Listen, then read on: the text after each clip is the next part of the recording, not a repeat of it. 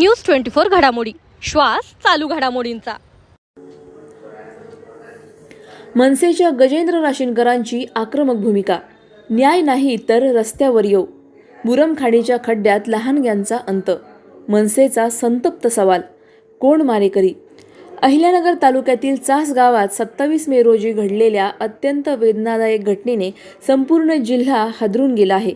अनाधिकृत आणि असुरक्षित मुरुमखाणीत 2 सख्ख्या भावांचा बुडून मृत्यू झाला असून आता या प्रकरणी खाण पट्टाधारकांवर सदोष मनुष्यवधाचा गुन्हा दाखल करण्याची जोरदार मागणी होत आहे।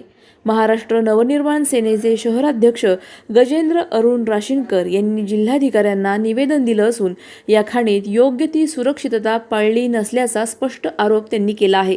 खाणीच्या खड्ड्यांभोवती ना कुंपण ना कोणतीही सूचना आणि त्याचा थेट बळी ठरले अखिलेश बिडे व अनिकेत बिडे हे 2 निरागस जीव।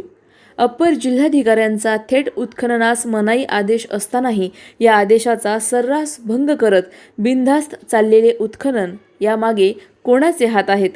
कोण देतो इतका मोकळा श्वास या खाण माफियांना?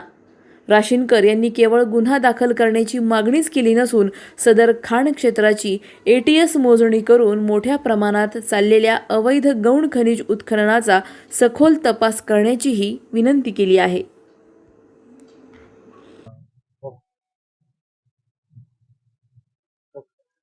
आज महाराष्ट्र नवनिर्माण सेनेच्या वतीने निवासी उपजिल्हाधिकारी साहेबांना भेटून 27/5/2025 रोजी चास शिवारातील गट नंबर 711/1/2 या ठिकाणी अनधिकृतपणे एका खाणपट्ट्यात उत्खनन चालू होते।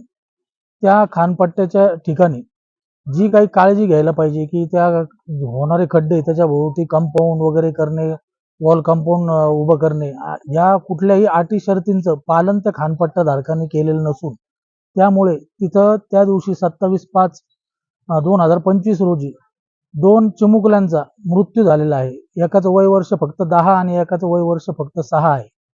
आम्ही याच्या मागेही या संदर्भात निवेदन दिलं होतं पण त्याच्यावर कुठल्याही प्रकारची कारवाई नाही झाली, म्हणून आज आम्ही प्रत्यक्षपणे इथे येऊन साहेबांना भेटून आमचं महाराष्ट्र नवनिर्माण सेनेच्या वतीने निवेदन देण्यात आलेलं आहे।